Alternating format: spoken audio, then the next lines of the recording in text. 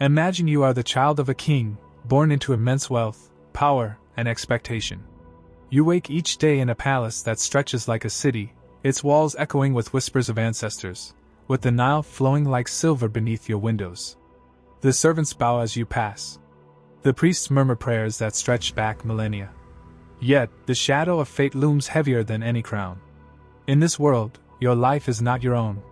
Every word, every step, every heartbeat is measured not for your happiness, but for the preservation of a dynasty.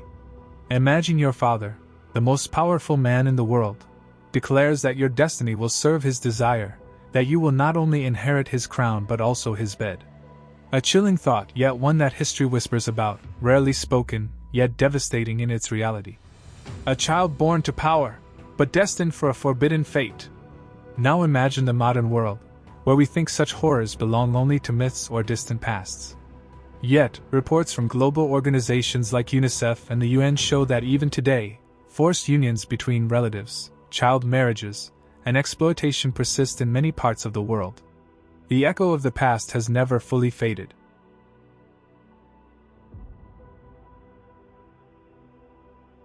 Akhenaten, born Amenhotep IV, ascended the throne as a young man in the 14th century BC, inheriting a kingdom at the height of wealth and power. Temples gleamed with gold, armies stretched across Nubia to the Euphrates, and priests wielded authority rivaling that of the pharaoh himself. In this world, power was sacred, dynasties eternal, and royal blood precious. Royal marriages were tools of politics. Siblings often wed to preserve dynastic purity, but even then, Akhenaten's choices would push boundaries into forbidden territory. Contemporary records describe him as unique, physically elongated, lanky, with features that challenge the conventional ideal of Egyptian kingship. His education, meticulous and vast, exposed him to mathematics, astronomy, military strategy, and theology. Within this structured upbringing, seeds of revolution and personal desire were planted. Power knows no bounds, nor limits to desire.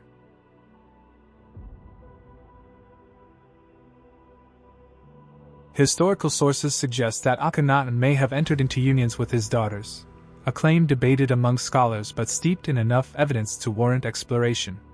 In ancient Egypt, royal incest was not unknown. The divine nature of the pharaoh justified acts that commoners would never endure. Reliefs and tomb inscriptions show daughters elevated to queenly positions, participating in rituals usually reserved for spouses. Modern reports echo the dangers of such unions. According to the World Health Organization, WHO, and UNICEF, child marriages and close relative unions dramatically increase the risks of maternal and infant mortality, genetic disorders, and long-term health complications. Data from Middle Eastern, South Asian, and African regions reveal that girls under 18 married to close relatives often face complications in childbirth, leading to a mortality rate 3 times higher than peers who marry at adulthood. These numbers transform abstract history into a stark, human reality. What was once political ambition becomes a tragedy etched in flesh and blood. The genetics of close relative marriages are unforgiving. When Akhenaten's daughters bore children, the repeated inbreeding magnified recessive disorders, skeletal deformities, and premature mortality. Modern medical reports confirm this pattern. Research published in journals like Nature Genetics and The Lancet demonstrate that first-degree relative unions carry a 20 to 40% higher risk of congenital disorders, developmental delays, and stillbirths. Historical accounts suggest that some of Akhenaten's descendants suffered these consequences. Infant mortality, fragile skeletal structures, and chronic illnesses were likely exacerbated by early childbearing. Today, international organizations emphasize prevention, highlighting the universal dangers that transcend culture or era.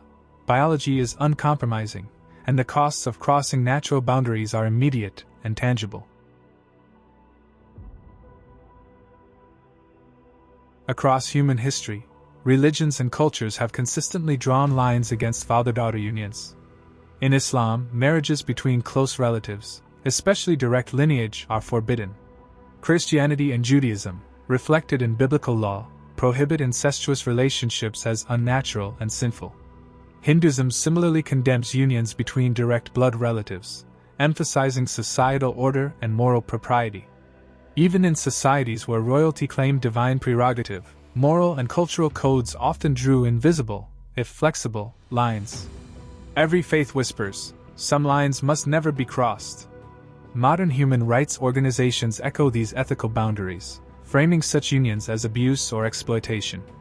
Global conventions, such as the UN Convention on the Rights of the Child, stress the protection of minors from forced marriages, reinforcing the idea that what history tolerated under power and tradition cannot be excused today.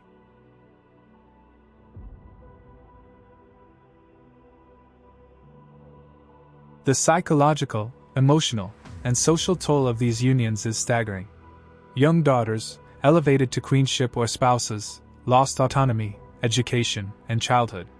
Their identities were subsumed by dynastic demands, often leading to lifelong trauma. UNICEF reports today show that child brides face higher risks of depression, social isolation, and domestic abuse. When compounded by close relative unions, these consequences extend to children, creating cycles of physical and emotional vulnerability. History, then, is not merely a tale of kings and gods. It is the story of human suffering hidden behind ceremonial grandeur.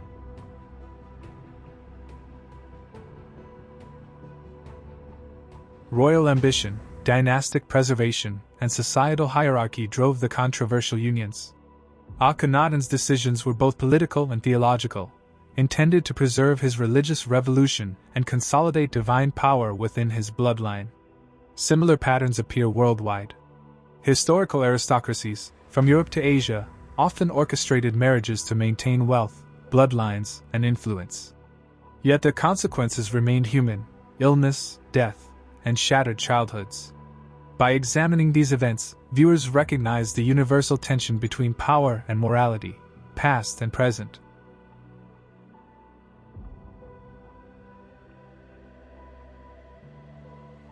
Blanche of Navarre, Catherine of Aragon, Joan of Arc, each endured impossible challenges. Their courage illuminates the lengths society has gone to control bodies, particularly those of women and children. Akhenaten's story fits within this continuum, demonstrating how power can corrupt, manipulate, and destroy under the guise of destiny or divinity. A line crossed in the past still echoes today. Imagine a world where power respects humanity, where children are allowed childhood, and where societies prioritize welfare over ambition. History, through the lens of Akhenaten and his daughters, teaches a timeless lesson: when desire or duty eclipses morality, tragedy follows. Yet courage, awareness, and resistance remain as eternal as the Nile, reminding us that even in the darkest chambers of history, the human spirit can endure.